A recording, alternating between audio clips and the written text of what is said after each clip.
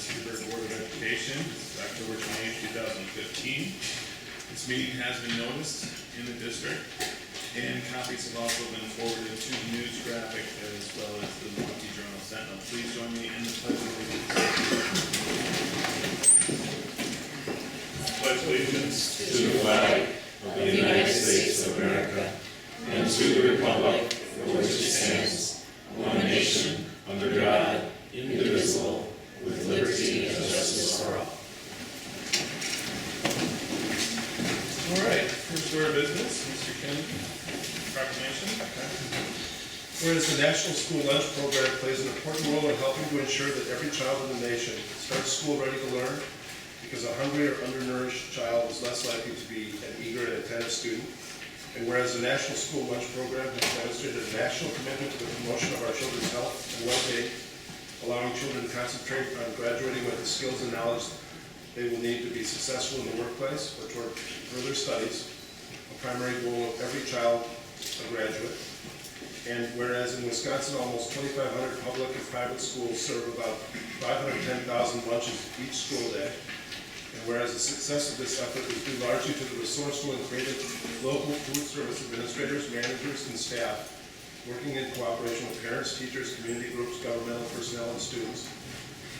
And whereas in recognition of the contribution of the National School Lunch Program, Congress has designated the week beginning with the second Sunday in October of each year as National School Lunch Week, and has requested to the President to issue an annual proclamation calling for an appropriate observance. Therefore, I be resolved that I, Tony Edwards, State Superintendent of Public Instruction, do hereby proclaim October 12th to 16th, 2015 as National School Lunch Week. Thank you, Mr. Kennedy. Moving on to items B through G. Mr. Nelson, we have some high schoolers. Yes, our sports teams are having a great fall and are getting locked into state competitions. But congratulations to Jack O'Neill, placing second with a time of 15 minutes and 56.83 seconds at the boys cross country conference meet. The boys team took 6th place. Sectionals begin October 24th. They actually occur, and Jack qualified for state, so he's a senior and qualified for state. Congratulations to Lorraine Rainey Tenpenny, placing 21st with a time of 20 minutes and 10.17 seconds at the girls cross country conference. The girls team also took 6th place at conference. They had sectionals on 24th, and no one qualified for state. Congratulations to Katie Hosh, senior Katie Hosh, placing 40th at the WIA sectional golf meet. Katie shot a 101. This concluded the most successful girls golf season in history for CHS. Congratulations to the following 2015 boys soccer conference champions: Bobby O'Neill, Henry Zicki, Noel Baldwin, Sam Galacheski, Zach Skorik, Drew Kuborn, Nat Eston, Eric Peterson, Nolan Stump, Tim Yu, Brandon Bowler, Ben Brecky, Sam Gomez, Andrew Edwards, Ian McConaughey, Jared Short, Dominic Lynn, Sam Kornetsky, Michael Slavin, and Ben Hanks, and then being named all conference players, which was just released for soccer. On the first team is Sam Gomez at the midfielder and Sam Kornetsky as defender. Second team, Henry Vizicki at forward, Andrew Edwards at midfielder, and Jared Short as a defender. And then honorable mention was Noel Baldwin as a forward, Zach Skorik as a midfielder, and Nat Eston as goalkeeper. Congratulations to the following 2015 girls tennis state qualifiers: Jennifer Skanetsky, singles seated 6th, Frankie Lalonde, singles seated 11th, Lauren Meising and Amanda Skanetsky, doubles seated 7th, and Sammy Graba and Lydia Moser also in doubles.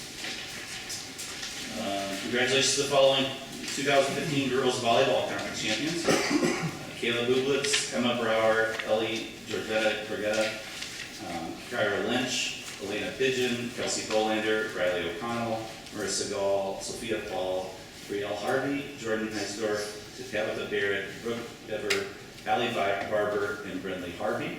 And congratulations also to Allie Barber, senior Allie Barber, being named the 45th best senior volleyball player in the country for 2016 as selected by PrepVolleyball.com. And then their all conference was also just released. And Allie Barber, as a middle blocker, was named as the first team all conference and player of the year. Caleb Bublitz as a libero was also first team. Sophia Paul as the setter was second team.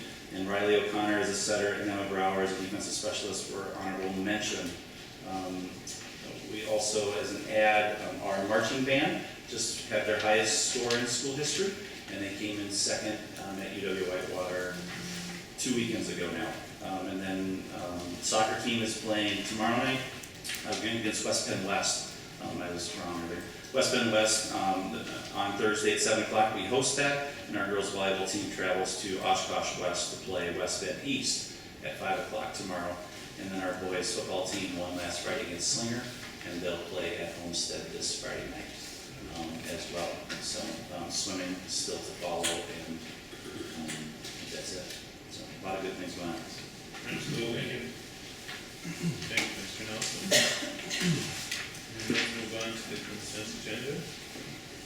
Sure, the board may take action regarding the consent agenda. Before you, we have the minutes from September 16, 2015 school board meeting, as well as the budget and finance statement. The Board of Education members will review the information, including the monthly financial report and the summary of accounts. And there's also a updated personnel report that I sent out this evening that kind of cool.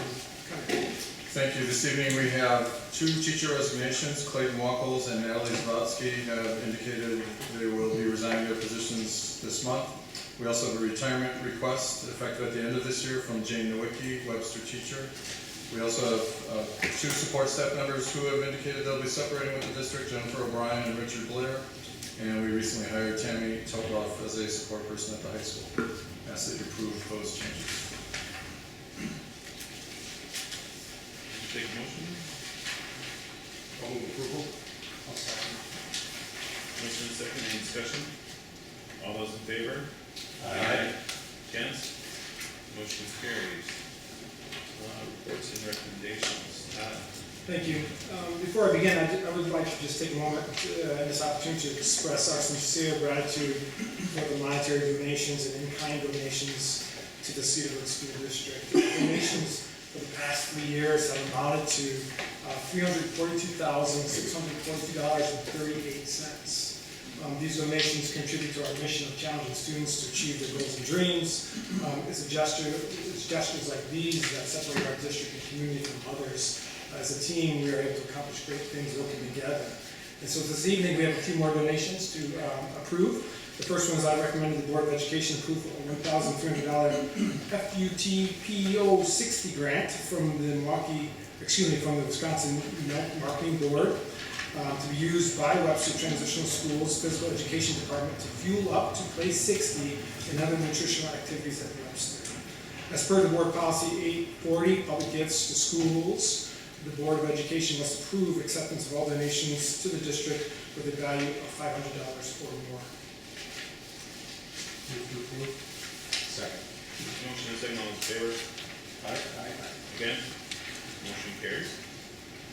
Excellent. The next item, I recommend the Board of Education approve anonymous donation of a 1997 Honda Civic hatchback estimated at Blue Book value of $995 to be used by the Cedarburg High School Autos Program. Move approval. Second. All those in favor? Aye. Against? Motion carries. Some of us maybe had that car. You saw David in there.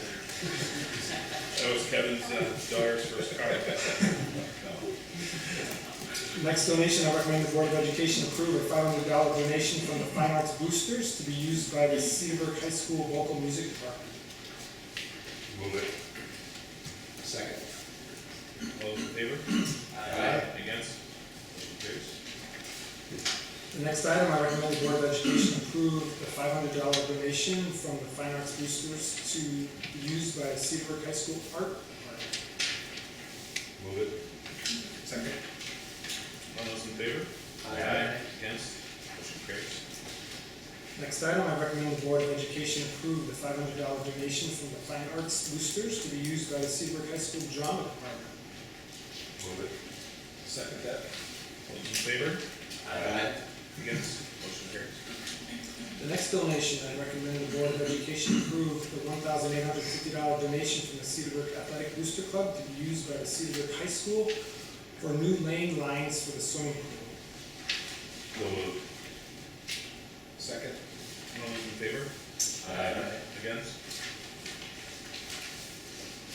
donation. I recommend the Board of Education approve the $927 donation from Ozaki Aquatics to be used by the Cedarburg High School for new lane lines for the swimming pool. So moved. Second. All those in favor? Aye. Against, motion carries. All right, next we're gonna move on to item H, and, Cedarburg School District 4K, John. Board President, before we jump into that, may I ask that we move J up to before H? The board may approve the application for school forest at our transitional school, Sure. and we can have, introduce Alan. Jody Rogan from Webster Intermediate's or Transitional School is here this evening to share with us some of the exciting information and news about their application to create a school forest on the property at Webster. Hi. Again, my name is Jody Roldan. I'm one of the eighth grade science teachers at Webster. And I am here just to encourage you to consider adopting a resolution to dedicate the parcel of land right behind Webster as a school forest. So we have a wonderful resource right behind Webster, roughly maybe 3 acres of land. Right now, we use it for a variety of things. There are a few pictures, I think, that are put in your packet behind the memorandum. You can look at those pictures, some of the things that we use the school forest for. Right now, we have 7th and 8th grade science classes heading out and using that resources for various activities. My green team goes out and uses the garden area. We use it for a summer school class called Garden Sprouts. And so there are just a lot of various activities that we do out there. However, I think it is really underutilized, and one of my goals, I guess, is to get it registered as a school forest by the state. That will do a couple of things. It will open up avenues for grants, such as weed grants. It'll give us access to plant some free trees on the area. It will allow us to utilize the state forester and help us create a management plan for that small but very nice acreage. So I guess all I'm asking from the board here is just to adopt a resolution, and that would get the wheels turning for me to then apply for it to be registered as a school forest. And then I can go ahead and, with the help of the school forest committee at Webster and with the help of my green team, we can go ahead and create a management plan of the school forest. Are there any questions? Yeah, I guess I had a couple of questions. Sure. What exactly does it mean to designate it? Are we making some agreement with the state on how we're going to be using the land, or what? Yeah, the agreement is that we would have a management plan. What does that mean? It's a management plan is how are we going to use it educationally? What are our 2-year, 5-year, 10-year goals educationally? And a forester would come in and maybe give us advice on how to manage invasive species. A larger parcel, when I was at Burlington, we had 150 acres. We did a selective cut. But I don't envision a selective cut being done on a 3-acre parcel, but it could mean, other management areas. And I guess the registration portion of it would just be you acknowledging that you own the land and that it's your land, but it's just more of a title that this is a school forest. It's good for publicity, and it would be good to receive official grants from the state. Does it create any restrictions on what we can do with the land for a period of time? I wouldn't think so. Maybe not restrictions, but are we held to any different standards by either the state or anyone else? I don't on believe our so. property? I don't believe so. Isn't Parkview one? Yes. So what, to Is the that- questions here, have you run into any issues Yeah, that's good. along those lines? We have not. Going through the process of getting certified our school forest did open up some resources. We have foresters work with us. We do our maple syrup project where we tap trees, and we have foresters come and help us determine how and where and which trees to do with that. So really all it's provided for us is additional resources and better ways to use the land. There have been no drawbacks. And that's all at no charge, Jamie, where they come, Correct. just by having that designation, they provide those resources. And is it something that if we decided, looks like we have to have a plan approved by, whether by the state or something? Is that something that if we decide down the road that we don't want to do anymore, we can just stop? Or does it come with any commitments, as far as time, restriction on the property, or anything like that? I don't believe so. You can, the resolution says until such time as the district needs the land, so we can rescind this. Agree with it. Yeah, as long as we can take it out if we need to, because I want to make sure from a real estate perspective that doesn't create any zoning issues or setbacks that say, oh, you can't do an addition to this because you need to be X number of feet from a forest or something like that, and we make a mistake by doing something like that, as long as we can remove it, that issues. Yeah, if we don't like some, I read through the 130 pages of forestry documentation today, and I couldn't find anything that would restrict us from being able to do anything on it. And I think the last item in your resolution allows us some latitude, whereas we would be able to, in the event that we would need that space, that we could take that and reclaim it. But the record reflected John Coster said.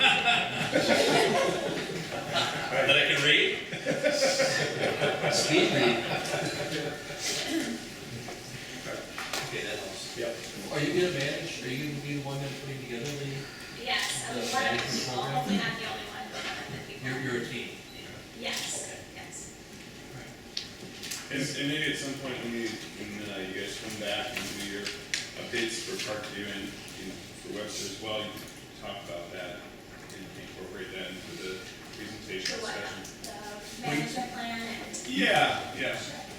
So, okay, be great. Can you get the leaves and bowl to your north? There you go. Since he's not here. is this language of the resolution, is that supplied by the state, or can you get some latitude in how to word it? Like I said, the word that troubles me a little bit is until such time as the district needs the land for the use. I think it would prefer if you could say, wishes to designate the land for other use, rather than needs. I don't know what needs means. I Yeah. don't know if anyone has jurisdiction over that definition. And Dave, that language I think was developed by the school board, I don't think that's not state, so we can Yeah. change that. I was gonna say, I don't recognize this as. That's the same proclamation or resolution that came out from Parkview. Oh.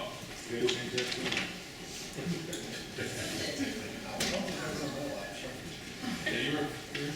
We'll get your name on that. So Dave, what's the language you'd like? Where you say until such time as the district wishes to use the land for another use. And the words, yeah. We should use the land for other use, okay. You did it? Yes. All right.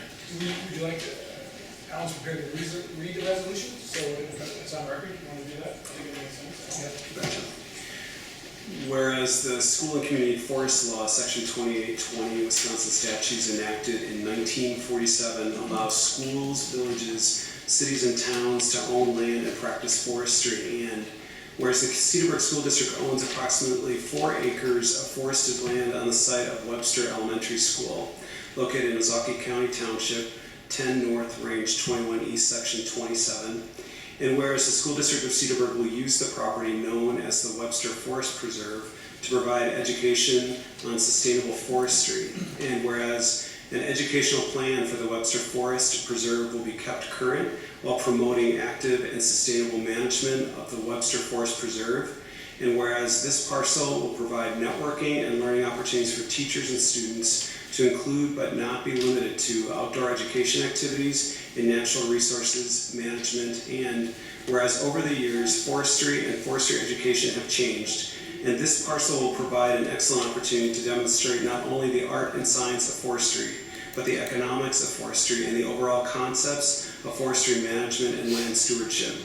Therefore, be it resolved that the School District of Cedarburg, Wisconsin affirms by means of this resolution the dedication of this land as a Wisconsin school forest until such time as the district wishes to use the land for other use and the Board of Education rescinds this agreement.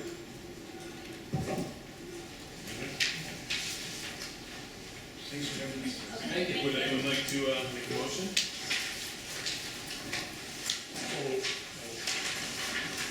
A motion? Second. Motion and second. Any further discussion? All those in favor? Aye. Against? Motion carries. Thanks, everyone. All right, back to Alan. P4.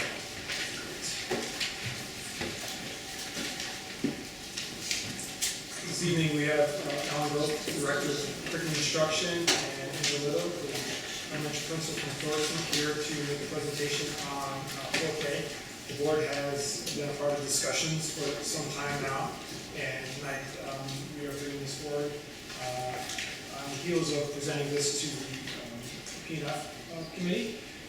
Alan handed out the presentation. I believe everyone received the PowerPoint. I'm going to turn it over to Alan. Very good. This evening, welcome everyone. My name is Al Brooke. I'm the Director of Curriculum and Instruction, and you have before you a presentation that's an update on 4-year-old kindergarten. So for those of you in the audience, those of you at home watching, this presentation gives a current update on the research done regarding 4-year-old kindergarten for the school system for the past 2 years. So tonight I'm going to talk a little bit about the overall background of the research, a proposed timeline, some budget estimates, and a recommendation for the board. I want to begin with our mission. Our mission here at Cedarburg School District is to provide an exemplary education that challenges students in a nurturing environment to become lifelong learners, to be responsible members of a global community, and to achieve their goals and dreams. Sometimes people wonder why a district is going down a path in any particular direction, and that word exemplary in our mission, I believe, really does surface for all of us that to be an exemplary school system, it is about really being proactive and being agile and being current with best practices in instruction, keeping a watch on what's going to make a difference for all our students. And so our system is continually seeking out and looking to improve and grow. So 4K is an example of that. So in the 2014-15 school year, the school board and the superintendent initiated a study, and a district task force convened, and they began to research 4K and the various kinds of approaches. Being new to the school system, that team, myself helping to lead with Angela Little, principal at Thorson Elementary School, began to meet regularly. A presentation was made to the board in July and September. We also sought out all preschools in the Cedarburg area to give them a presentation again about the details of the potential if the district was to seek out community partners to have preschool located out in the community, what that would look like.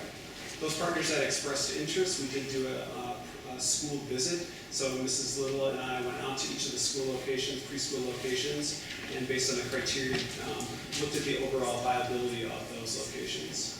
And then September through October, we did an internal analysis of our own school system and the potential if we have space here, which I'll share more about shortly.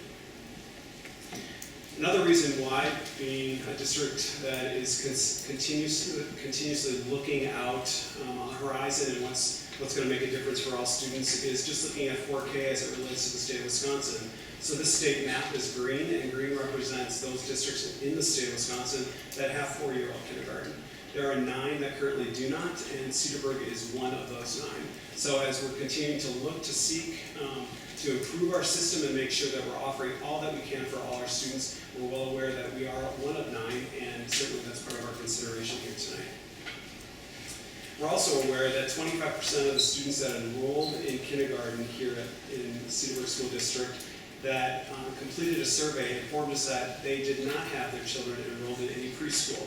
So we have a significant percentage of our students currently that are in our system that did not have any preschool experience. So this too goes into our consideration of four-year-old kindergarten. This body of research shows the impact of early learning, especially in the area of language development on students. So the study was done looking at students based on income level, low, middle, and high, and they found that students at as early as birth through the first 36 months and up through age 11, those students who heard a high volume of language spoken to them by age 11 were high achieving and actually the highest achieving in their peer group. So the study goes on to really show that early learning that includes a lot of active literacy practices have an impact on students. So as we consider our students and our system, we want to make sure that we provide every opportunity for them to get lots of language and lots of language interactions with one another and with adults. We're also aware that our kindergarten enrollment trend is on a downward swing. So this data right here takes you back to 2011-12 and projects out based on some studies that were shared with the district all the way up to the 2022-2023 school year. So you can see that in the first few years here on the far left, 11-12, 12-13, 13-14, it's rather unstable, if you will. The data showing kindergartners up, down, and now this continued trend downward. So as we consider looking at our overall enrollment and how to increase our enrollment, 4K is also an option. We also look at data overall in the school, in school districts throughout the state of Wisconsin. So this is provided by the Department of Public Instruction. It does a compare and contrast between 4K offered inside school districts and 4K offered at preschool locations in the community. The blue bars represent district-only kinds of locations. So you can see there's a significant difference. If we look at districts throughout the state of Wisconsin, roughly 420, most have them in-house, some have them in community partner locations. So as we consider 4K and just the overall value that it will add to the school system, we're recommending tonight that 4K be offered to Cedarburg School District students next year inside the school district. And we believe it's going to provide three key qualities: access, quality, and coherence.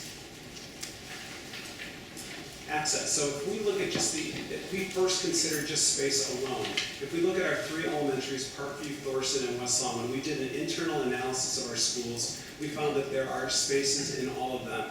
We have a range here of Parkview from 1 to 2, Thorson 1 to 2 classrooms, West Lawn 2 classrooms, with a total range of 4 to 6 classrooms.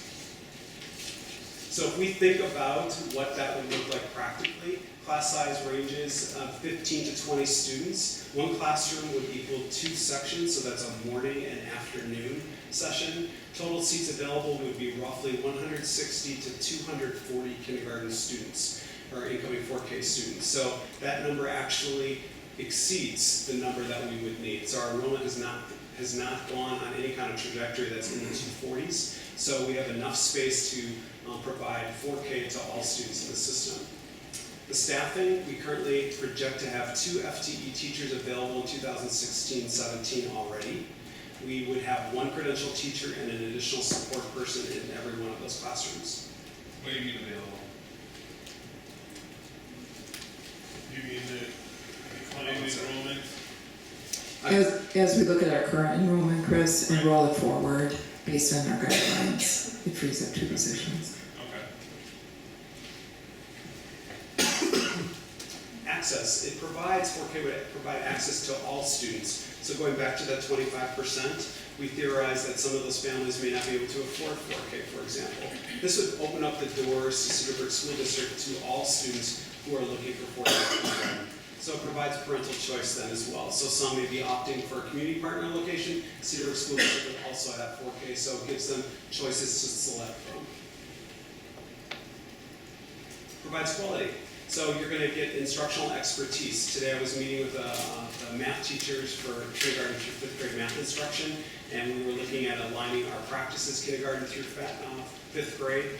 We were studying current best practices and research on the kinds of instructional practices we should be deploying inside of a classroom, and there was collaborative discussion around that, development of common assessments. So just taking a glimpse into one experience inside of the school district, you're seeing that teachers are working together under the roof, really aligning and improving our practices. There'd be a comprehensive professional development system. So we have Flex PD, there are workshops offered over the summer, there's workshops offered during the school year. Our 4K teachers would have access to that. We use research-based instructional practices and curriculum. So we have research-based interventions that teachers would have not only access to implement, but also would have the training to use. So everything that we do inside the system is well coordinated, it's aligned. A 4K teacher would have the benefit of having that same, and so would those children. It brings coherence. So if you are a parent in the community and you have a 4-year-old that's enrolled in our program, you're going to know that your child's going to have an aligned reporting system. So our grading practices would line up as they're transitioning into a primary classroom like kindergarten. There'd be aligned instructional practices and early intervention. So there'd be resources under the roof, so to speak, that would be accessible to those children to help ensure that they're achieving high levels of success in the classroom. There'd be aligned supervision, instructional coaching, and mentoring. We have a very robust system, so not only the principal providing supervision, we have coaching support and literacy, we also have a strong mentorship program. So those 4K teachers would be under our leadership and would receive that kind of support. So lessons learned. So for those systems that have already implemented 4K, it's always good to inquire with them, to seek out. So if you went back and you made some kinds of adjustments, what are some things that you would do? So parent communication is really important. So being upfront with families right away so they understand what is 4K going to look like here in Cedarburg School District. The curriculum to include appropriate child development features. So our youngest learners, there's some body of research that would support that early child behavior is a stronger indicator of future success than their IQ result. So just their overall behavior is a huge indicator for their future success. So curriculum to include appropriate child development and life skills kinds of lessons would be an important part to our curriculum. Having an aligned registration process with individual schools. So if you're registering your child for 5-year-old kindergarten, we would line up 4K with 5K, so that would all be coordinated. We spoke with Grafton regarding their implementation, and we just spoke with how important it is to have an aide in every classroom to support the classroom teacher. So lots of different lessons learned that we would incorporate into our implementation. Here's a proposed timeline.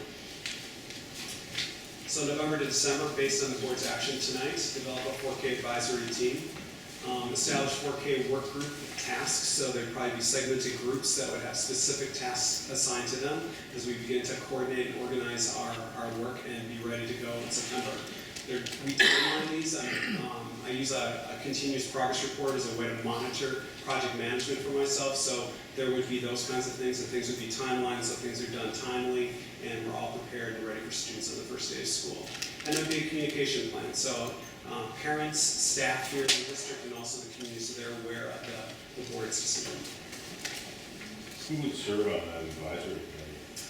There'd be a broad representation, so there'd definitely be classroom teachers, Ted Knowles, student services director, myself, parents. So it would be a well-represented team. Every school, you'd want every school to have a representative on that committee. Literacy coaches. So we'd include be a broad, comprehensive group. Looking into the new year, January, February, we would do a parent information night, tentatively January 14th. This would introduce to parents the whole scope of the 4K program, what they could expect on a given day. This is a typical student schedule. We would go over the registration process, the AM and PM, how that would work. We would talk about transportation and basically answer any kinds of other kinds of questions that they would have. Typically, when you leave a parent information night, you want to feel pretty solid that you have all your questions answered and you're comfortable with understanding the district's approach so that they would be able to make a sound decision. February 9th would be registration. So we are already set for our 5K registration on that day. We'd wrap 4K right into that.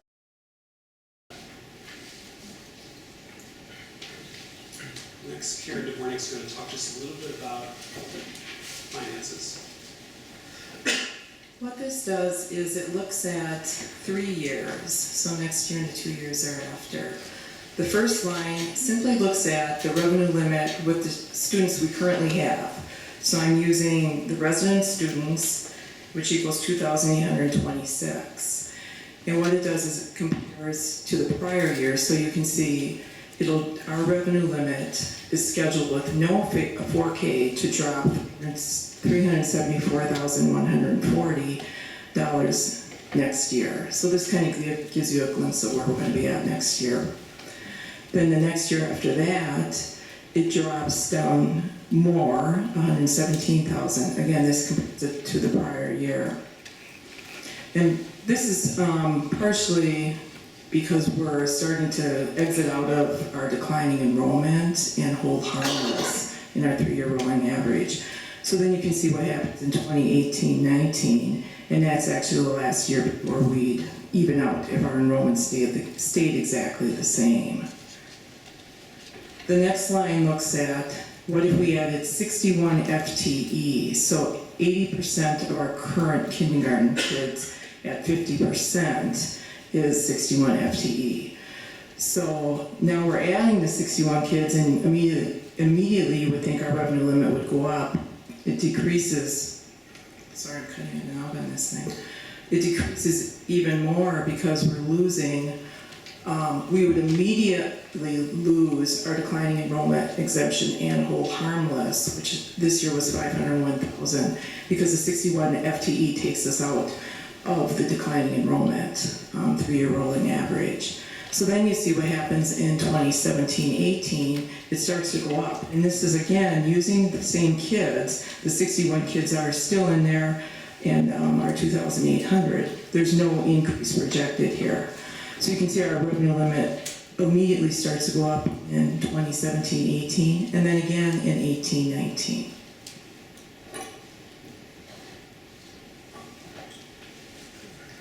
What this next slide looks at is the same thing, except what if we had 100% of that for of the kindergarten enrollment? So that adds an additional 15 FTE. So you can see the first line doesn't change, but the second line, that first number remains the same. And I believe the previous slide showed 58,000, but you can see with an additional 15 FTE, that revenue limit starts to go even more. And then again in 2018-19. This looks a little bit different from what you looked at the P&F committee.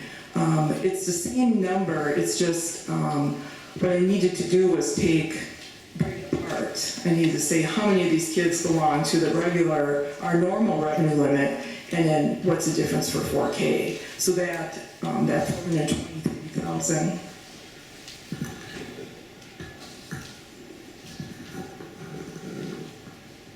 For 4K alone is 40.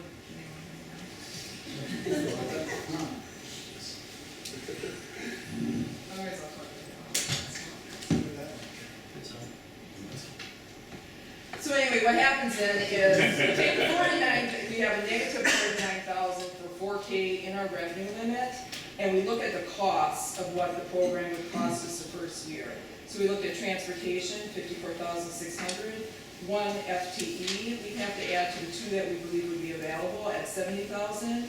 This looks at 1.5 FTE for aides, the 22,500. And when you take the negative revenue plus these expenditures, the total cost for the first year to implement 4K would be an estimated $196,106. And Karen, that's different than the number we thought? Yeah, Is that correct? it's actually just, it's breaking up just the kindergarten piece, where the other piece was the full, what would happen with all the other kids to the revenue. So our recommendation to the board is to support the one-time use of fund balance to provide Cedarburg families with in-district 4K beginning with the 2016-17 school year. And through that, we believe we're going to provide access, quality, and coherence for all our students, including our new 4-year-olds. And that concludes my presentation.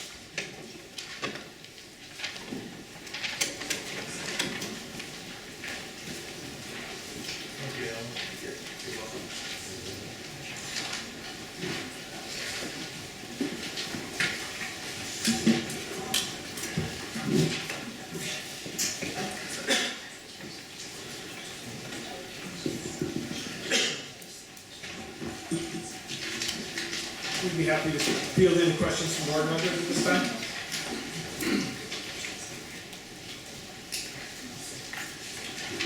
I was thinking about this, I just have a question regarding logistics, how this works. Morning and afternoon program, do we, and knowing that kids need to be wrapped for the entire day, so if they're taking a morning session, for instance, how do they get to their afternoon program? Do we provide, are we required to provide bus transportation, and how do you do that? Do you provide it to their house or a location that the parents choose, or how's that work? District could determine what that location is going to be. So typically it would be to your home, but home could be designated as their care provider if it's within the district's boundary lines. Yeah, Just set those parameters up. So it's within our boundaries. But to that point, I guess, just thinking off the top of my head, right now we have blind care at the elementary schools, through the YMCA, before and after school. And that's kind of like a wraparound care, I guess, in a way. I would think if we had space, which it looks like we do, that we could, partner with, one of the places you toured with, or the Y, or whomever, to provide that wraparound care right at the site. It seems as though with declining enrollment, we have some room, we have some computer labs perhaps that are underutilized, there's some space there. I know that there's also some space at Webster where there's locker rooms. I think the last person to take a shower there was Kevin Kennedy. So I think we have space. So I think we have space to do that, and we have partners already in place.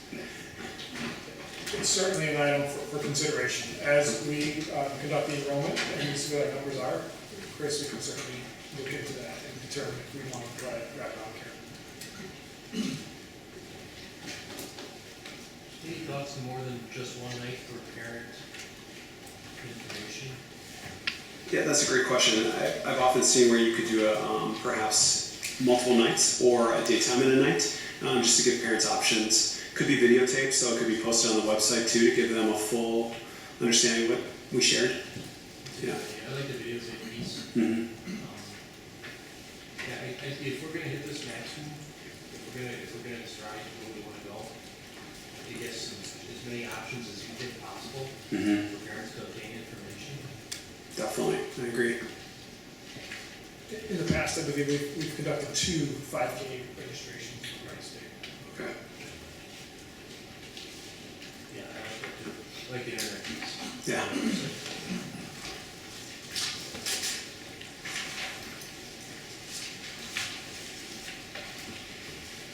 So just to be clear, Karen, the initial cash outlay of the 196, in year one, because of declining enrollment and our whole harmless and all that stuff that, a lot of people out there probably don't understand, but basically in year two, we will have recovered that money. As long as your enrollment remains where it's at today. Yeah, making that assumption, and then moving forward, we would continue to have a positive. Correct. Yeah, the bottom line is it's an investment, not an expense. Right. And the other thing to keep in mind too is this year we're declining, which impacts our aid next year. So we're down 43 kids this year, and it impacts our equalization aid. Will be lower because of that. So adding these kids too, if we add them in 16, 17, that will increase our equalization aid in 17, 18. Which is or not, is not reflected in these. It's not reflected. This is strictly revenue limit. Thank you. I would agree. Your point, Dave, is initial years of investment. This is where we're going to take this. Or where it's going to go. All right. I mean, from my perspective, I think actually we met on Saturday too, and John did a great job of walking us through the district and where we're at with the different buildings. And one of the questions that came up was, is there enough space available to accommodate this? And I appreciate the effort that went into this and the process. Time consuming, taking it slowly. We're one of the last 9 districts in the state that to do this. I'm comfortable that we do have space in the schools after walking through Saturday's discussions. That doesn't mean that, you know, it's a difficult decision, because I know at least one preschool that's really, really good in our district, and it's been around forever, and people really like it. Great staff there, competent, but I also think on the other side, we've got great competent staff too, and we can do this.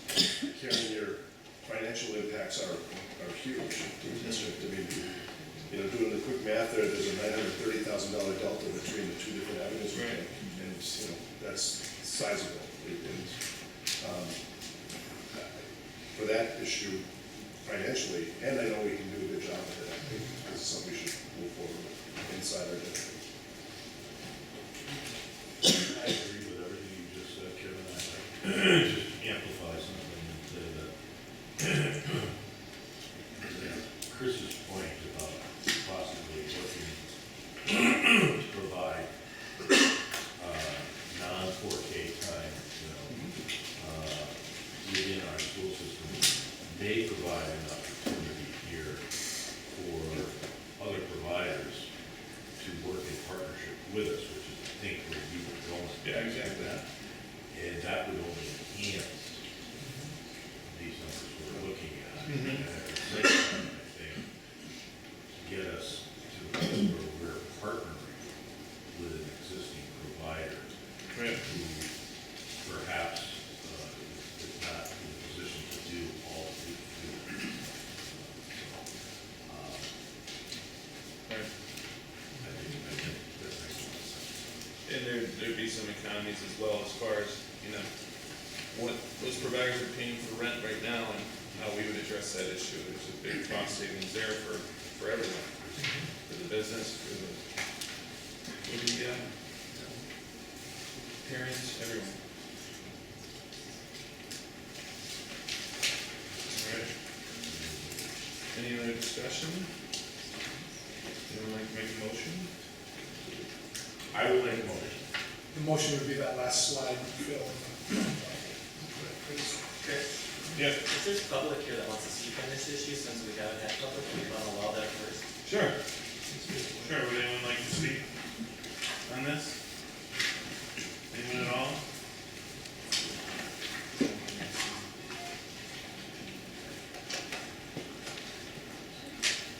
Okay. All right, so, Bill, on the last page, is this your motion then? So this would be a motion to support the one-time use of fund balance to provide Cedarburg in-district 4K beginning of the school year 2016-17. All right, have a motion? So moved. Have a second? I'll second. Motion and a second, any discussion? All those in favor? Aye. Against? Motion carries unanimously. All right. Thank you, Al. Thank you for all working on that. Pleasure. Thank you. You get roughed up in P and F, you came through real smooth. All right, we'll move on to item I. Conrad?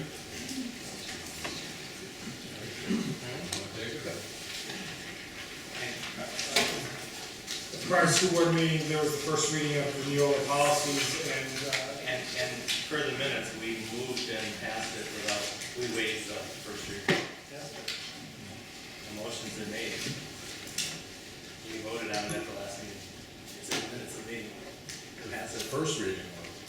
No, we made a motion for each of the items and drew out separate ones and passed them by vote of the board. So by doing that, we waived the first reading. If you look at page, it's item C, page 3 of the minutes. I made the motion, it was seconded and we voted on it. 5 to 1, and then the remainder, yes, unanimous 6-0. I think we're good. Yeah. there's two readings. So we have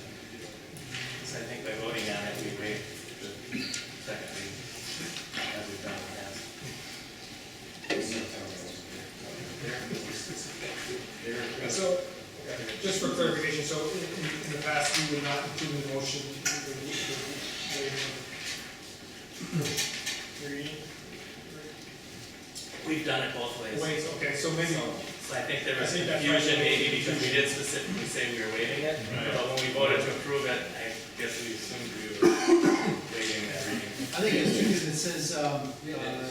Traditionally, 2 meetings Right. are asked for approved, but then the motions were all made. No, I agree, that was the spirit of that, so I'm okay with it if everyone else. Okay. Item K, report 2020. In your packet is the 660301 agreement with the Youth Apprenticeship Consortium for the 2015-16 school year. This is a continuing relationship that we've had going for a number of years. We're just asking you to continue to support approval of this 66 agreement.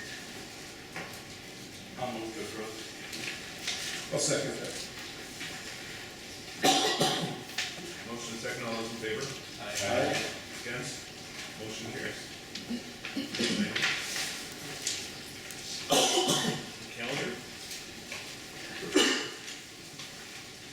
in your package, you have the proposed calendar for the 2016-17 school year. This calendar was shared with our administrative team, and there was a discussion about the calendar, and there are a few changes that are worth noting. And I'd like to speak to those changes, please. Sure, you'll see that the number of days continue to be the same as the current calendar, so there's 178 student days since the law was passed that no longer requires 180 minimum days. We took advantage of that last year since our hours of instruction are sufficient. We can still meet the requirements by the state, cancel 5 school days due to inclement weather, and still meet our instructional time. So we're sticking with that recommendation. This calendar essentially replicates what we've been doing for the last few years. Obviously, where spring break falls always creates some maneuvering of when you would have professional development days and that sort of thing. One of the things we are doing differently is putting spring break in the front because Easter falls so late. So you will notice that traditionally that Good Friday is an off day. We've also had Thursday before that was PD day for the last year or two. But this would actually put the break before Easter, and then the Monday after Easter would be an off day. So instead of the Friday before, we're doing the week before and taking the Monday after. So that's one change. Another change you'll notice is the PD days at the end of the year. We're moving those to the beginning, and you'll see dashed lines around those days in August. We're still discussing exactly what that's going to look like for the last year. Now this year we've given our teachers the option of getting 13 hours of PD time whenever they can find that time and whenever they find opportunities that meet their needs. And a high percentage of our teachers have been doing it. Last year we didn't even make it available until about halfway through the year, and we still had a very high turnout. This year we're on pace to have an even higher percentage of teachers take advantage of that. So we're still having discussions of what that's going to look like. We're still going to have the requirement of the 13 hours, so there's no change there. Whether or not we actually offer something formal in those August days, we're still having those conversations. So we may still do that one way or the other. We'll continue to offer PD throughout the year like we have been. We've got enough initiatives going on that we feel there are valuable professional development opportunities that we can be offering staff. But by getting those off the end of the year, it actually gives us some more flexibility with the summer school program. And so that's something we want to take advantage of. Other than that, not anything very significant. The 3 days off at Thanksgiving continues to be the same. Beginning of the year basically continues to be the same. Labor Day is really late. September 5th is an odd one, so it's just a function of the law, and so we would have 2 days of school before Labor Day. If you try to push back or forward, the school year gets pushed so far that there's just really no good, clean, easy way to manage it, and it's not all that bad. I think to have a couple days that week to get acclimated, get schedules, get everybody familiar, and then hit the ground running after Labor Day. So it's not a horrible thing. Happy to answer any questions, otherwise we'd ask for approval of the calendar this evening. You mentioned we have 5 days of, 5 snow days. Okay. Yep, that's the general recommendation by the state, is always try to build in 5. Some districts don't do any and then they have to do the makeup game, but we have at least 5 at all levels. I do have a question, because I had a parent who asked me and I said I would bring it up. Previously, I know we're trying to go away from the half days. previously when we had the half days, and Jeff, correct me if I'm wrong, because I'm just taking this as a parent telling me this, we would schedule a half day after they took like the ACT, and, you know, they had to take their main test with ACT at the time, their prep test. They had a half day after they said, and they, okay, you're saying no, that's not true. Okay. I just had a mom question because she said without having half days, and she told me there was, that the kids are going from taking that rigorous testing and then going to their classes that are shortened in the afternoon. And their concern is that teachers are not taking into consideration the fact that they're taking those testing and they're having other assignments. So you've got kids trying to prepare themselves, get good sleep, staying up late to make sure they have all their work done for after they take the test. So something I might just want to talk to staff about. Okay. In the spring, when the juniors are required to take the ACT, that's that high stakes test, and we don't make them go to the afternoon class. Okay. So that was new last year. That's that really high stakes, and we did the practice one just last week. Right. We did have them go to class, but that really was for practice. Okay. So maybe they were tired, but we haven't had half days aligned with the testing. Okay, thank you. I'm filling in for Chris, has lost his voice, so he's a cold issue, so, any other comments on the calendar? Questions? I'll move to approve the calendar. Second? Any discussion? All those in favor? Aye. Any opposed? All right, motion carries. Thank you, Conrad. Next item, Karen, is the Bridge Road property. Karen.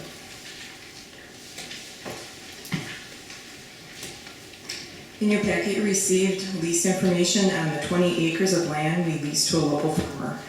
This lease was discussed at our October 15th P&F meeting, and we're recommending extending the lease for 1 more year.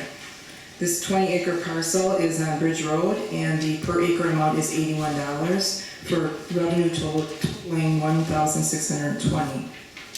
This amount is paid in 2 installments, and the land cannot be subleased without written permission of the board. The committee determined we will bid the land in early August 2016 for the 2017 year. And the district needs to give a 90-day notice to terminate the lease. Are there any questions? Move to approve the lease. Any discussion? All those in favor? Aye. Any opposed? All right, motion carries. Thanks, Karen. Next item, I think yours, Karen, the health insurance renewal. The Board Insurance Committee met on Monday to discuss employee insurance. I emailed the memo to you on Tuesday morning, and a copy is at your table this evening. It's the one with the burgundy and yellow highlighting in the middle.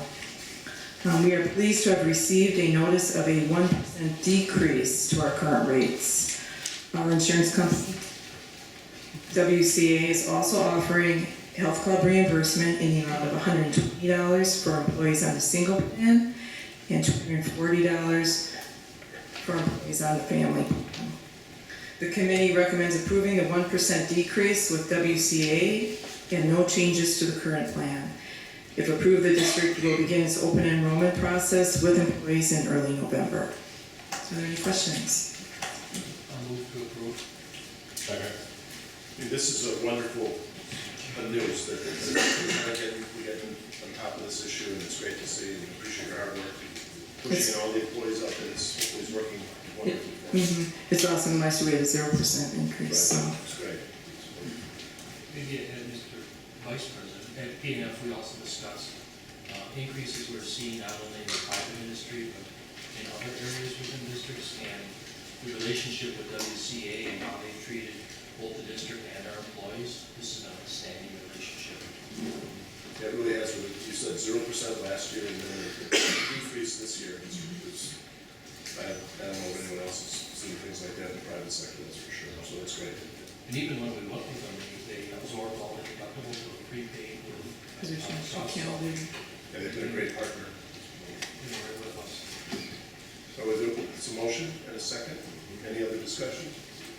All those in favor, signify by saying aye. Aye. Any opposed? All right, motion carries unanimously.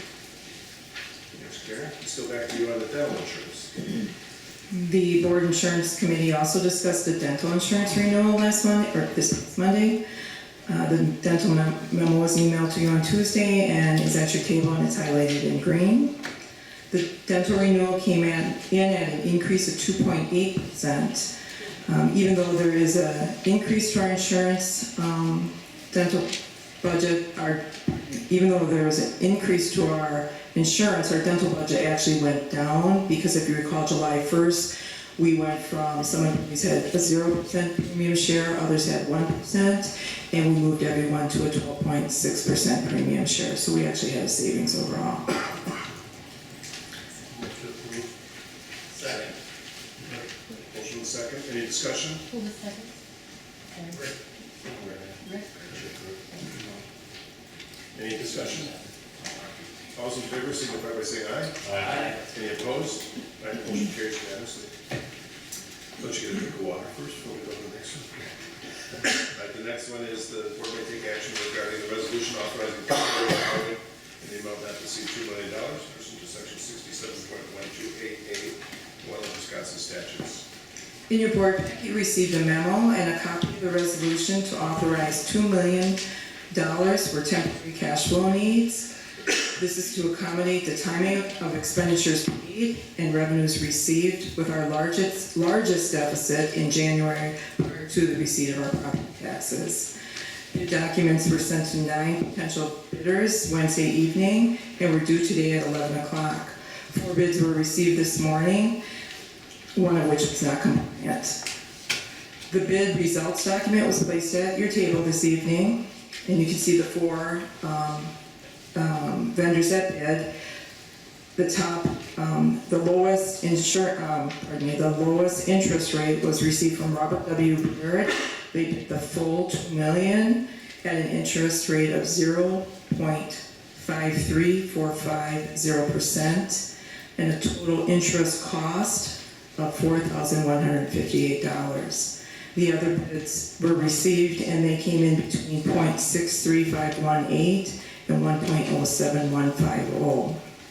These funds will be received on November 10th prior to our 11/15 payroll and paid off on March 30th after receipt of our March 28th equalization aid payment.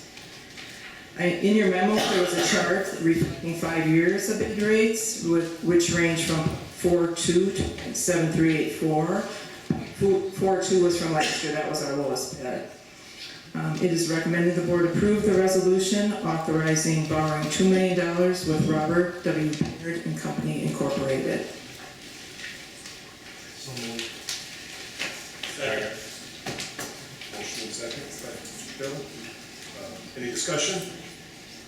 All those in favor signify by saying aye. Aye. Any opposed? Motion carries unanimously. And the last item for you, Karen, in this section is the board may take action regarding the 2015-2016 tax levy certification, budget amendment, and resolutions to commit fund balance in the amount of $449,255. Okay, before I start this, we're going to actually break them apart. The tax levy certification and amendments will go together as one, and then the resolution to commit fund balance would be the second one. The P&F committee met on October 15th, October 21st, and this Monday to determine the recommendation. The memo and attachments were emailed to you last night and hard copies are at your table. I'll briefly explain the information discussed by the P&F committee and included in the memo. Each year at this time, the school board amends the budget for changes to the tax levy and state aid amounts. This type of budget amendment requires a 2/3 vote of the full board, and a Class 1 notice must be published within 10 days. After board approval, the tax levy is certified to municipalities on or before November 10th. Enrollment was adjusted to reflect the DPI certified third Friday count in September and totaled 2,826. This is a resident student count used to calculate the revenue limit and reflects a decline of 43 resident students from the prior year, but this is up 5 from our estimates. There is no significant change to the revenue limit, and that's due to the 3-year rolling average for enrollment. Because this decline is severe, The district received not only a declining enrollment exemption this year, but also a hold harmless, which held us harmless to last year's base revenue. These are non-recurring exemptions, they don't go on to base next year, and they were just over $500,000. The total head count, so the count with our open enrollment kids, was down 73. And this is mainly due to the fact that we didn't open any open enrollment seats this year. The equalized value was adjusted to reflect an increase of 2.21%. At the budget hearing, we used a 0% increase. And if you remember, as the value goes up, the tax rate goes down. Equalization aid was certified. Equalization aid certification was received from DPI as required on October 15th. The October 15th certification reflects an increase of $255,278, or 3% over the prior year. The additional increase was partially due to a decrease in the district's shared cost expenditures. We spent a good amount of time talking about this at PNF because it's important in the years going forward, especially with the decline in the equalization rate this year. Next, the section that's highlighted in gray, we'll discuss the two scenarios that PNF looked at. If you, along with this, you might want to look at your tax levy sheet. It's the one right after the next page, with the yellow highlights and the purple highlights for the different scenarios. So the first scenario is, this is the one that was shared with you right after, via email after that October 15th PNF meeting. And this reflects a decrease in the levy of $49,442, or 0.23%. This, along with the equalized valuation increase at 2.21, generates a tax rate of 9.70150, or a decrease of 2.38%, which is an estimated tax decrease of $71.08 on a $300,000 home. Because this was a fairly large decrease, and knowing what we're facing with a decline in our equalization aid and then declining enrollment for a few years to get us out of the revenue limit, the PNF committee talked about other options. Scenario number 2 is highlighted in purple, and what this does is it attempts to give us some future levy management. And this would be in our long-term debt fund, which is Fund 39. We're required to levy at least what our payment is, but we can levy more. So the recommendation is to levy $300,000 more, which we could use in future years. We'll actually work with Baird to see how best that will work for us, and we'll look at it in our forecasting model. So what this does is it reflects an increase of in the total levy of $250,035, or 1.17%. This, along with the equalized valuation increase of the 2.21, generates a tax rate of 9.83725, or a decrease, this is still a decrease, of 1.02%, and an estimated tax decrease of $30.36 on a $300,000 home. Attached to this document were also the required budget amendments, and the budget amendments simply look at all the changes, only changes to accounts that were changed. So sometimes you can't add it up and have it equal. So it looks at changing our tax levy, changing our equalization aid. We move around our grants, and we look at moving around all of our employees into the right accounts and things like that. So there's two, the first one goes with scenario number 1, and the second one goes with scenario number 2, and that's where you can see Fund 30 was added. A section on Fund 30 increasing the $300,000. So I guess I would stop here to talk about the levy and amendments.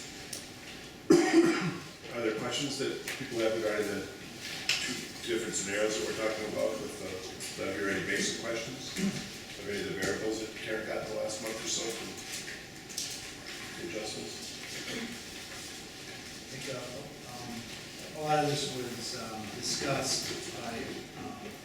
board members who attended the P&F meetings over the last several weeks. And so a lot of thought and discussions got into them, just so everyone understands that. It's not the first time we're seeing it, but Karen mentioned that the PNF met 3 times roughly in the last, Since 15. since 15. And Dave even made a guest appearance in the middle of the workday to come in for it. And they reminded us of that. I guess some of the thought, just from our end, was as Karen mentioned, the managing of the debt in the future and the funding of it. Speaking just for the committee, we really thought it was a great idea to fund for the future and protect ourselves.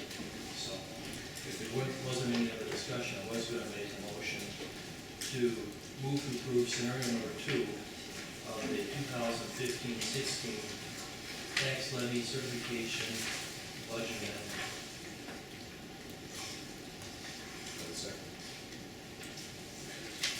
Any other discussion?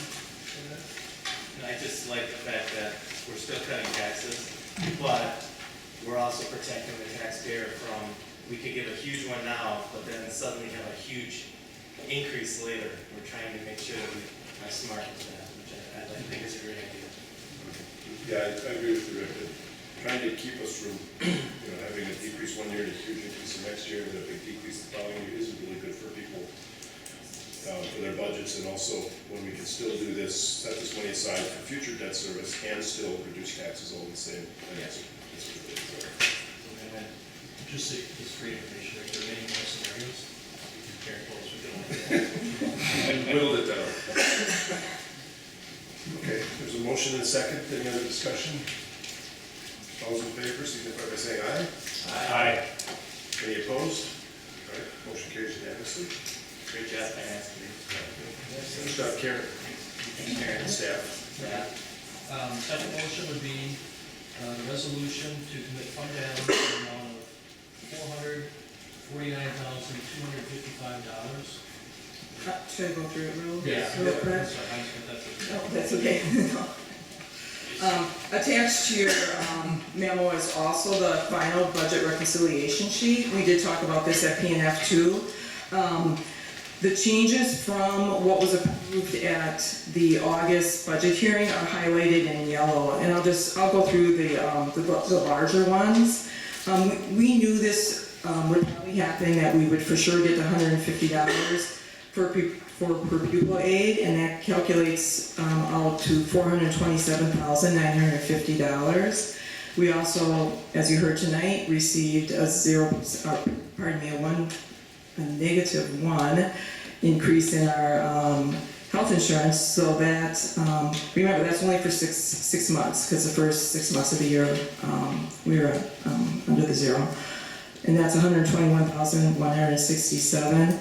And then a large negative for us was our open enrollment, because we actually had more kids, 4 or 5 more go out than we estimated, and less came in than we estimated. So that was a net impact to the budget of $96,710.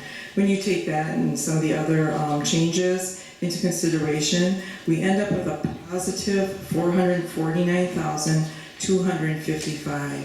And we expected this to be positive, and we talked about it at PNF and at the full board at the budget hearing in August. And believe what we'd like to do with this would have you commit these funds for us to assist in balancing our budget next year. Sorry, again, so used to seeing this.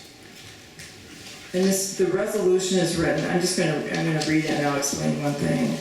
It states $449,255 for the purpose of covering a potential deficit for the 2016-17 budget to be adjusted, and this should be adjusted when the actual deficit is calculated if the deficit is less than the amount stated here. So we will talk about that. Our auditors wanted us to phrase it this way. Is there a motion? So move with your motion. Okay. Is there a second? Second. Okay. Any discussion? Those in favor signify by saying aye.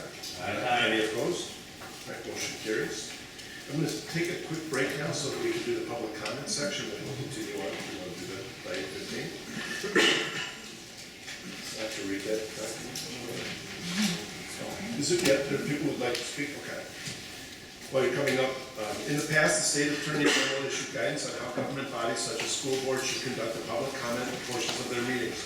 This guidance was given to assist the governmental body in avoiding violations of the state open meetings laws. The essence of the guidance is that unless a topic being brought to the board by the public is listed on that meeting's agenda, no significant discussions can be held on that item. Instead, the topic may be listed as an item on a future meeting agenda, whereby discussion could then be held. The reason for this guidance is not to limit open discussion, but rather to ensure that all interested parties have an equal opportunity to participate in the discussions with the full school board. We on the school board encourage community input, and we want to hear from you, our constituents. However, we also take the state opens meeting law very seriously. We'll follow the guidance as outlined by the state attorney general. Therefore, if an item is listed on tonight's agenda, open dialogue may occur between the individual from the public and the board members. If it's not listed, the board will be limited to listening only and will not be able to respond to comments or questions. If your item is not listed on tonight's agenda and you want to have a discussion regarding the topic, you're encouraged to contact the district superintendent and request that your item be listed on a future meeting agenda. As always, you're encouraged to discuss any individual board members on a one-on-one basis outside the meeting setting. Please make your comments to the board and not to individuals in the audience. Please note that this is a public meeting, and we ask everyone to address one another with courtesy and respect we would like to receive in return. When you approach the microphone, please state your name and address for the record. As a reminder, this meeting is being videotaped and will be broadcast via YouTube.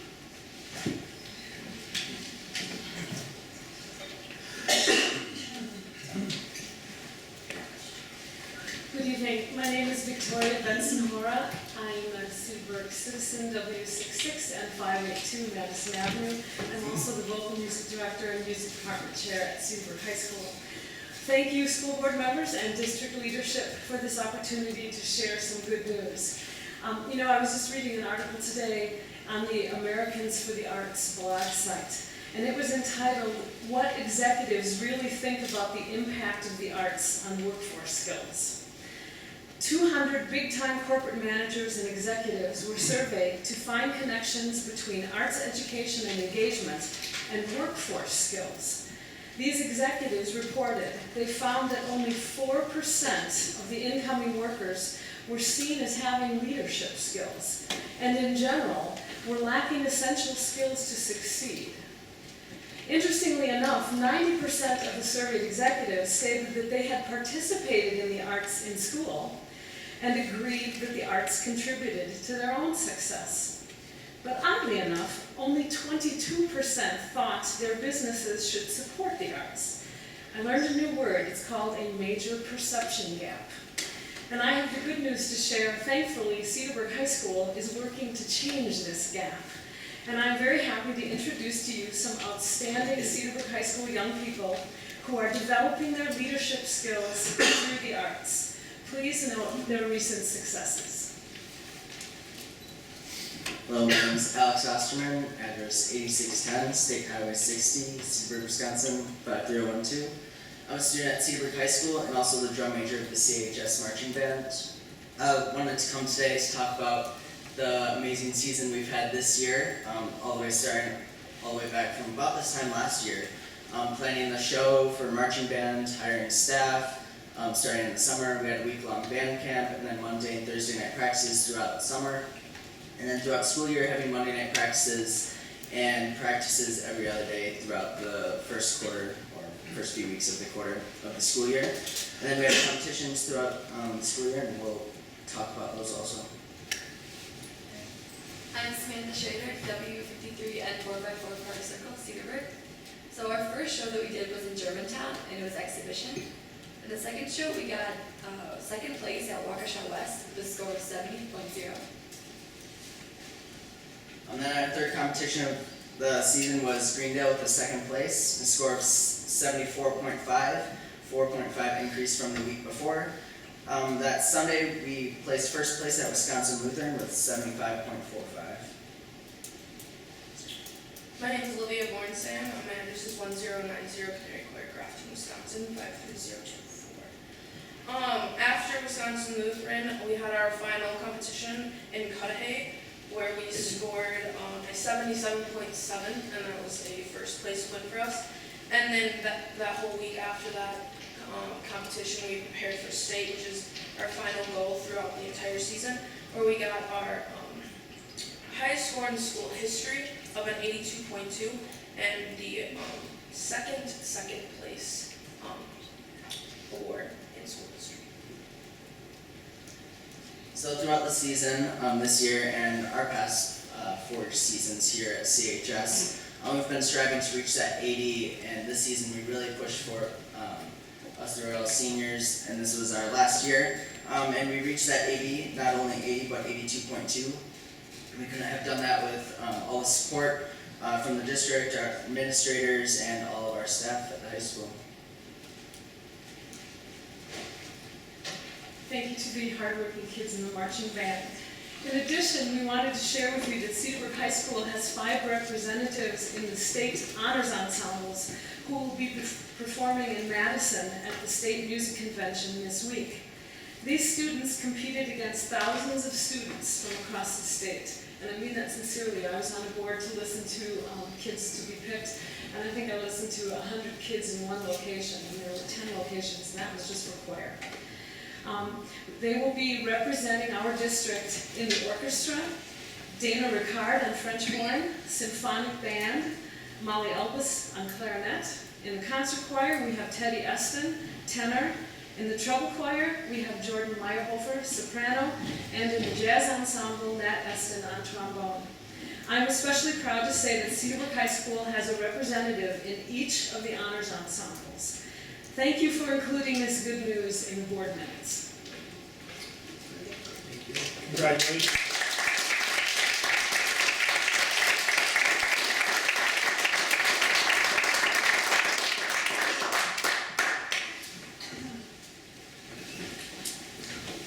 After that great news, let's jump back to superintendent notes. Thank you, Kevin. At this board meeting, we start our presentations to the board. Our presentations are celebratory in nature. The presenters will include from teachers, students, to administrators. This evening we have administrators and teachers. We will not have any handouts. There's no PowerPoint. It is just an opportunity for us to share the experiences and success that we have had the pleasure of enjoying as we meet the needs of our students and continue to provide excellent opportunities for our teachers to meet the needs of our students. So we are going to provide an enlightening, positive, upbeat, insightful presentation, and tonight starts with the Student Services Department, and then at the next meeting we'll have West Lawn Elementary School, and from that point on we'll continue to have presentations, either teachers and students, teachers, students, and administration. So I'm going to turn it over to Ted.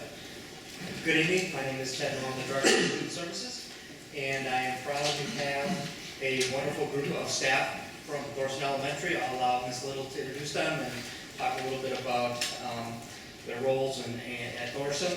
But I wanted to take my opportunity to talk about how we service students with particularly special needs in our curriculum and our instructional practices. We're currently working on a literacy collaborative that's highly differentiable and is accessible from a variety of different points for our students who have a variety of needs. And these individuals are involved in providing that instruction. And we're just beginning our journey in it at Thorson, currently year 2, I believe it is. You'll describe that.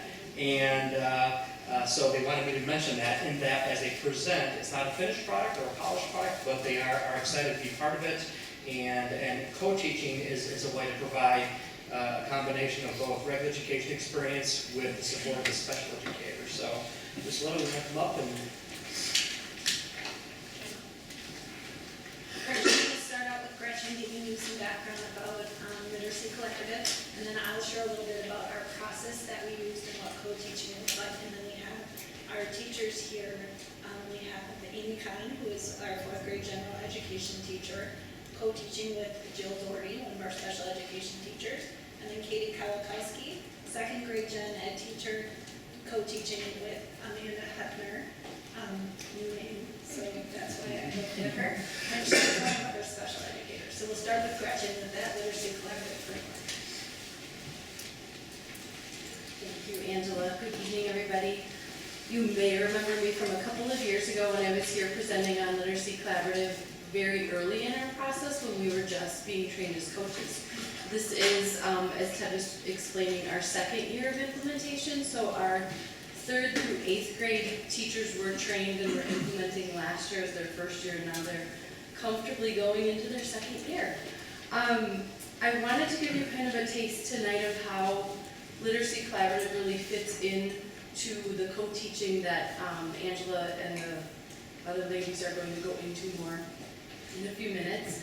But you might remember back from that presentation a couple of years ago that there are 3 main blocks in Literacy Collaborative: the Readers Workshop block, the Writers Workshop block, and the Language and Word Study block. Within each of those blocks are structures that provide for a lot of differentiation and a lot of students being able to construct their own knowledge with each other and with the teacher and independently as well. And so within those structures, in that Language and Word Study block, we have something we do every day called the Interactive Read Aloud.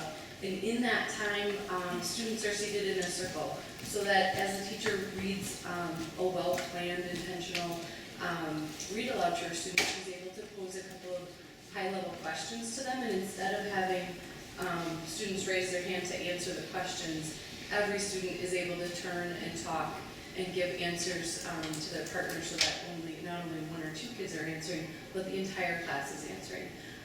During that time, the teacher gets up and is able to listen into those conversations. And in a co-taught classroom, there's twice the ability, there's twice the opportunity for that to happen. That's one example of the level of, I guess, the doubling of the level of differentiation within the model. We also provide, the structure also provides within the Readers and Writers Workshop time for more of that turn and talk discussion within the mini lessons. The teacher selected what she wants to teach the students today in the 10 to 15 minute mini lesson, and she has the students again turn and talk or provide feedback, visual feedback to her that allows her to see what everyone is able to contribute at that point. Not just students who, 1 to 2 or 3 kids who are able to answer.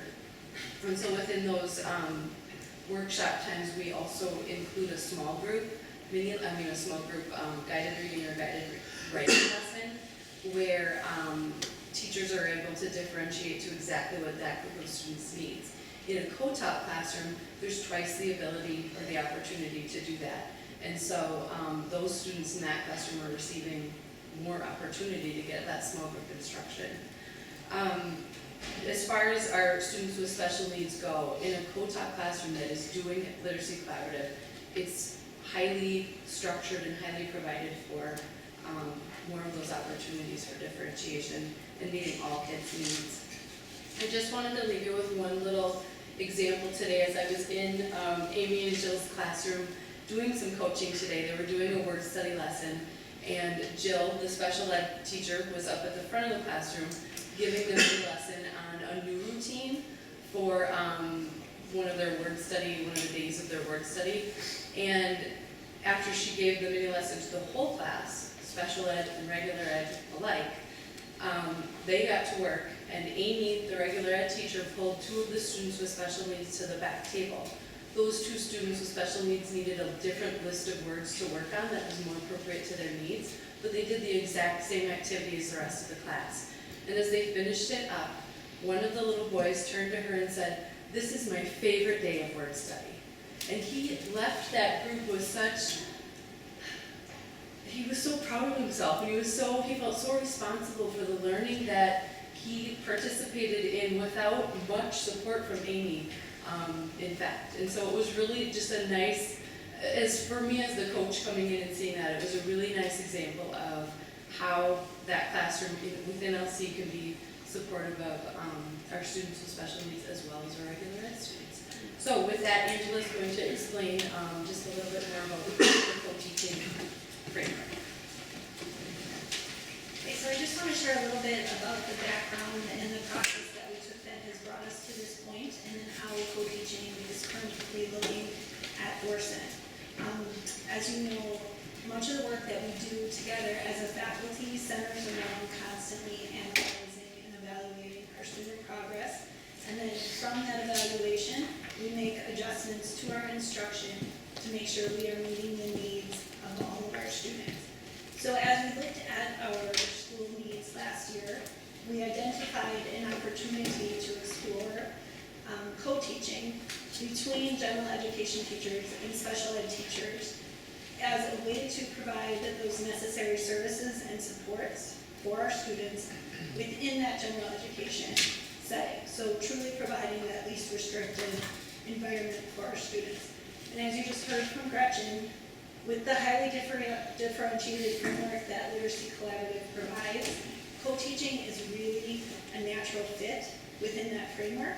And we found that for these groups of students that we have in front of us in these two classrooms, it's also a natural fit for their needs.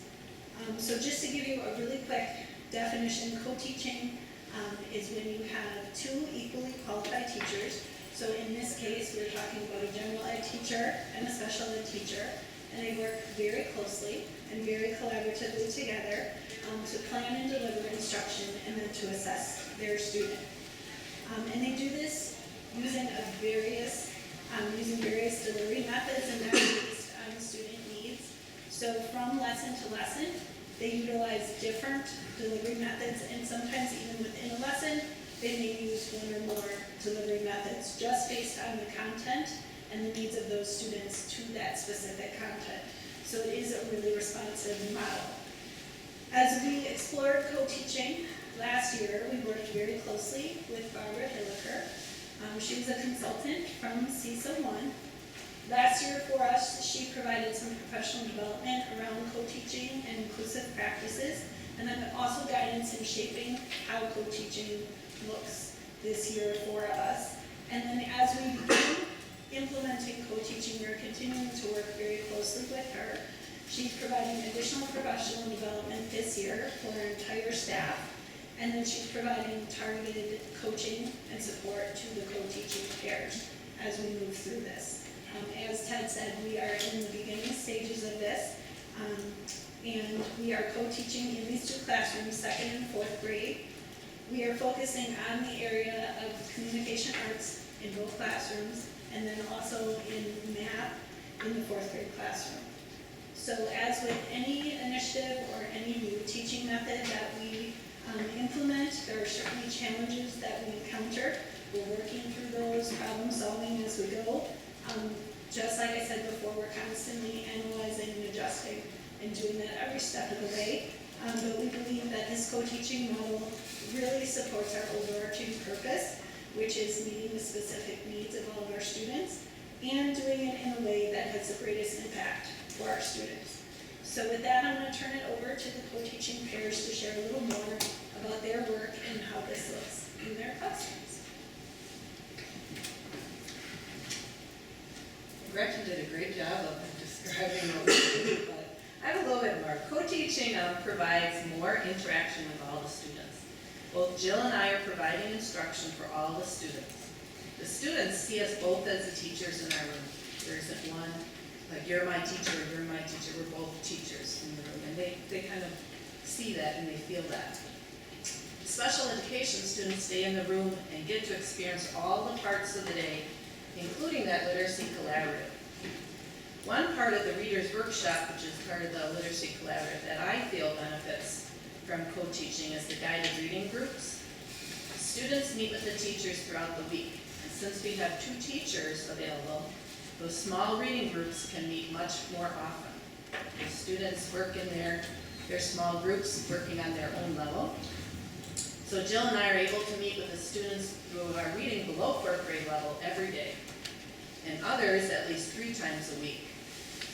And also the students who are reading above 4th grade level, they also can benefit from having 2 teachers in our room also. From individual time with both of us. Jill can tell a little bit more. She can go a little bit more into some specific needs that all students that get from using this co-teaching. So in the past, when I provided my services, I pulled my students and my caseload out into my classroom and did my instruction there. With co-teaching, I'm able to go into the classroom, into the regular education classroom, and provide my services there. It's been really beneficial for me because I'm able to expand on any discussion that's taking place throughout the day. In literacy plan, as Gretchen was saying, all the students have a chance to turn and talk about a story that was presented to them. This provides the students who have difficulty with comprehension a chance to hear and participate with the students who have a stronger grasp on that comprehension. Amy and I are then able to circulate among all the students and listen in on their discussions. We help facilitate an even deeper comprehension when it's needed. And without two teachers in the classroom, listening in on all of the students would have been really difficult for one teacher to do. Just in a few months, but actually now we've all seen it, just how all the students, since they're in the classroom, they're just more confident in their learning. And I think Gretchen, with what you heard today, kind of brought a little tear to my eye because I didn't hear that before. But that really sums up what co-teaching does for all the students in there. And I guess just having both of us in the classroom has really provided a stronger learning environment for all the kids in the room. So now Amanda and Kate are going to talk about plans. All right, yeah, so we're going to talk more about, Jill and Amy talk more about the impact on student learning and what it looks like within the classroom.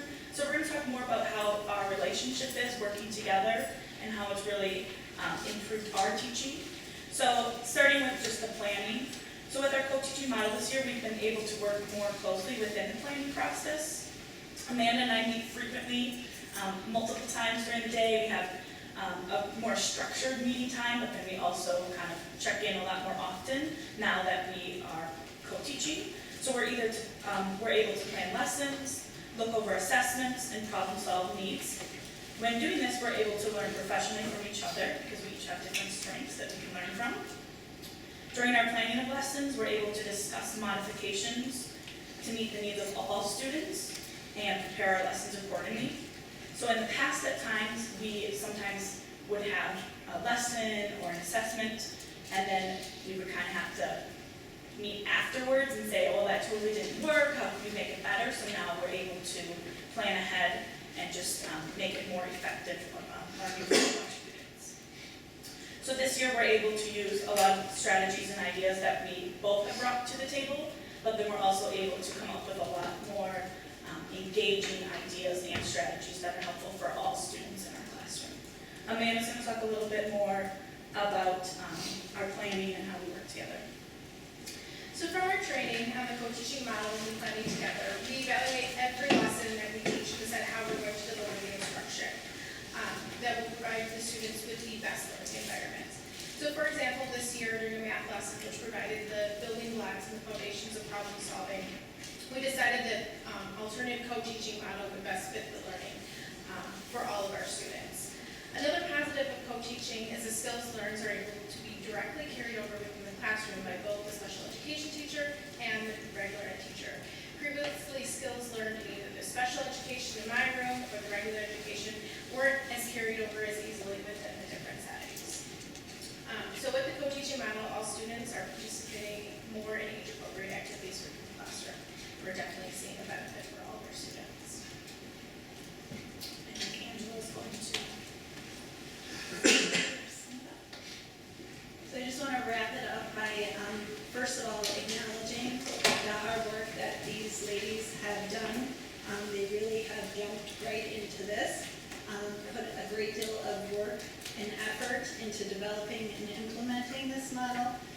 They have had to be flexible, adaptable, willing to try new things, but most of all, they've been really focused on what's best for kids. So I just wanted to acknowledge their hard work. And thank you for letting us share about the co-teaching model. Thanks, and I have a question. You don't mind? Yeah, so how receptive the parents been to the co-teaching model? I can answer that. I mean, mostly they have been, but I don't know if the teachers want to share specific. They have more interaction with most of the parents, but overall, both general ed, parents of general ed students and special ed students have been very supportive in the model. They seem to understand that all kids are benefiting from this model. It's good, because Ted now, you can speak to this, but the traditional mindset sometimes is that my child has special needs and should be receiving those special needs in a special location. And so to convince the parents or to demonstrate to the parents that the best location is the general classroom sometimes takes a little conversation. Right. It does, and we have had those discussions and those conversations. And I think also something that has come out of it with one parent that we discussed this with actually mentioned, you know, they want to just know about it and know how it's working specifically to meet the needs of their student. But this particular parent mentioned that her child loves this. She loves not looking different. She loves being in the classroom and not missing out on pieces and going out and then being dropped back in. So they're recognizing both of those things. I'd like to just thank the board for their coming tonight and sharing their experiences. I heard a modified version of this presentation, short, as some of what Angela was talking about, and I thought it was a great opportunity for them to kind of share this with our board and our community about how good work they're doing, and kind of tying into the access, quality, and coherence, how we really provide an access for all our students and making it a real quality experience. And that's what I heard when I heard this presentation about a week ago. Thank you. Yeah, thank you all for coming, and I remember a couple years ago when we were here. And it's really nice to see, you know, put into place and hear some real life examples of how it's impacting kids, and really appreciate you guys doing that. Yeah, thank you for explaining it. Yeah, appreciate it. So, school board members, that was just a brief glimpse into the world of what we are providing our students, and we'll continue to do that throughout the course of the school year. As I said, at the next board meeting, we will have West Lawn Elementary School, which will provide some insight into what they are doing in their program. The idea is really to highlight instruction and learning, and that's what we're going to continue to do throughout the course of the school year. The other item on the superintendent's report is our update is the gifted and talented, and I'll turn back over to Ted to give you a brief overview of that. I believe you received a handout. It's called GTCPR for 2015-16 draft. Correct. You've seen a similar version of this. This is just the updated version of that. We met with the Department of Public Instruction at the end of September. They came on site again just to give us some feedback on our corrective action that was submitted this summer. We made some revisions, submitted that to them for approval. That's still in the queue and waiting for their approval. But I did update the CPR card just to give a glimpse to the board of what we're doing. Even though we haven't received approval on the corrective action, we're still moving forward, working hard to make those corrections and get good instructional practices in place. The CPR card, as you can tell, I did give a little key up top about the different colors, not started, in progress, or processed and completed. All our activities are in process. Yet they're to be completed by, hopefully by September 2016. We submit our final compliance report that will have to be determined by DPI, but that's our plan right now. The areas where we're focusing on have a little asterisk next to them. We can't focus on them all. We're trying to kind of pick and choose which ones to leverage and move forward on. The ones I want to highlight are items 5, 9, and 12. I'll just read those. Number 5 is develop and implement both the identification for all 5 areas and goal-setting processes and progress monitoring cycles for students receiving level 3 intervention acceleration. Number 9 is develop a coordinated system within buildings and across the district for ongoing identification and communication of student needs plans, including parent input of identification and development of student learning plans.